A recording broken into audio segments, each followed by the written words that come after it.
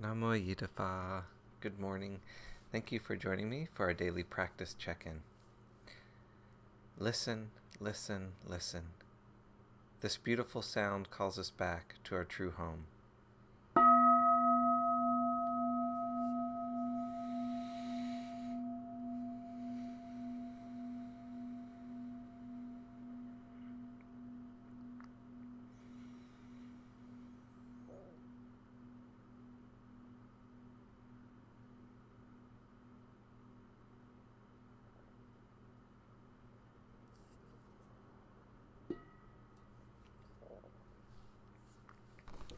The first mindfulness training. Aware of the suffering caused by the destruction of life, I vow to cultivate compassion and learn ways to protect the lives of people, animals, plants, and minerals. I'm determined not to kill, not to let others kill, and not to condone any act of killing in the world, in my thinking, or in my way of life.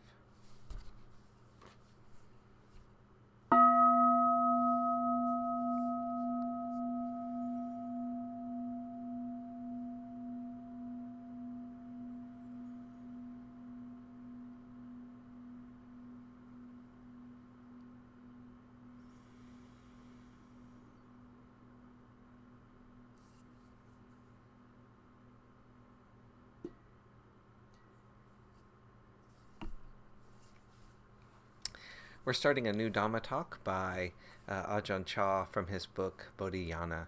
This is Reading the Natural Mind. Our way of practice is looking closely at things and making them clear. We're persistent and constant, yet not rushed or hurried. Neither are we too slow. It's a matter of gradually feeling our way and bringing it together. However, all of this bringing it together is working towards something. There is a point to our practice. For most of us, when we first start to practice, it's nothing other than desire. We start to practice because of wanting. At this stage, our wanting is wanting in the wrong way. That is, it's diluted. It's wanting mixed with wrong understanding. If wanting is not mixed with wrong understanding like this, we say that it's wanting with wisdom, panya. It's not diluted. It's wanting with right understanding.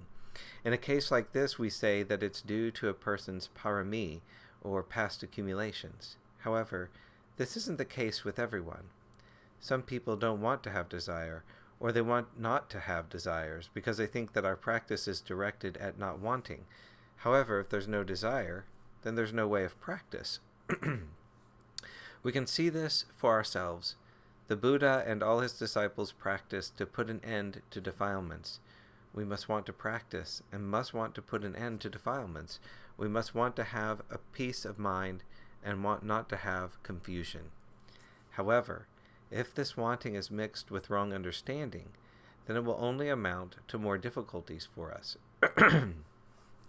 If we are honest about it, we really know nothing at all, or what we do know is of no consequence, since we're unable to use it properly. Everybody, including the Buddha, started out like this, with the desire to practice, wanting to have peace of mind, wanting not to have confusion and suffering. These two kinds of desire have exactly the same value. If not understood, then both wanting to be free from confusion and not wanting to have suffering are defilements. They're a foolish way of wanting, desire without wisdom. In our practice, we see this desire as either sensual indulgence or self-mortification. It's in this very conflict that our teacher, the Buddha, was caught up, just this dilemma. He followed many ways of practice which merely ended up in these two extremes. In these days, we are exactly the same. We are still afflicted by this duality, and because of it, we keep falling from the way. However, this is how we must start out. We start out as worldly beings, as beings with defilements, with wanting devoid of wisdom, desire without right understanding. If we lack proper understanding, then both kinds of desire work against us. Whether it's wanting or not wanting, it's still craving, tanha. If we don't understand these two things, then we won't know how to deal with them when they arise. We will feel that to go forward is wrong, and to go backwards is wrong, and yet we can't stop. Whatever we do, we just find more wanting. This is because of the lack of wisdom and because of craving. It's right here, with this wanting and not wanting, that we can understand the Dhamma. The Dhamma which we are looking for exists right here, but we don't see it. Rather, we persist in our efforts to stop wanting. We want things to be a certain way and not any other way, or we want them not to be a certain way, but to be another way. Really, these two things are the same. They're part of the same duality. Perhaps we may not realize that the Buddha and all of his disciples had this kind of wanting. However, the Buddha understood regarding wanting and not wanting. He understood that they are simply the activity of the mind, that such things merely appear in a flash and then disappear. These kinds of desires are going on all the time.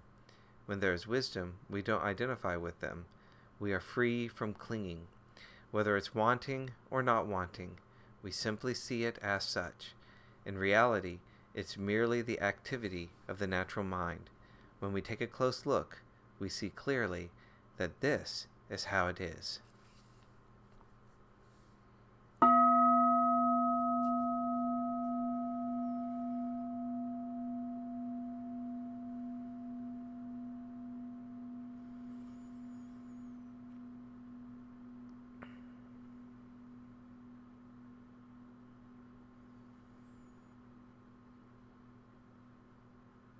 May all beings be well. May all beings be happy. May all beings be peaceful. Sadhu, sadhu, sadhu. Thank you for joining me this morning.